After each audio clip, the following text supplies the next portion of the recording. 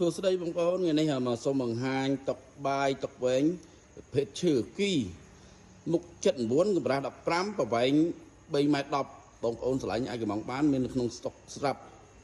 ទីតាំងនៅបរិយាមហាសានសុកបងប្អូនមើលសាច់ឈើនេះសាច់ឈើមកស្លឹកហ្មងបងប្អូនអត់តទេឈើលត់ដាច់លើក្រោមទាំងអស់បងប្អូននេះសាច់ឈើចាស់ស្ងួតយូរបងប្អូនឆ្លាញ់អាចកំងបានចង់យកជាតុកក៏បានយកជាឈុតជាមួយក្អីក៏បានបើបងយកអូនយកជាឈុតពួកយើងខ្ញុំគិតតម្លៃពិសេសជូនអូនេះសាច់ឈើស្អាតចាស់យូរឆ្នាំបងប្អូនណាអត់មានប្រេះមិនស្អុយអីទេសាច់ឈើលត់ដាច់ហ្មងស្អាតហើយកំងបានតម្លៃវាក្រឹម1000ណាបងប្អូនតម្លៃឆាតចូលក្នុងเพจបានសួរតម្លៃហ្វ្រីដឹកជូននៅភ្នំពេញតម្លៃក្រឹម1000បងប្អូនភេទឈើកគីមុខ79កម្រាស់15ប្រវែង3ម៉ែត្រ10សាច់ឈើស្អាតលត់លើក្រឹម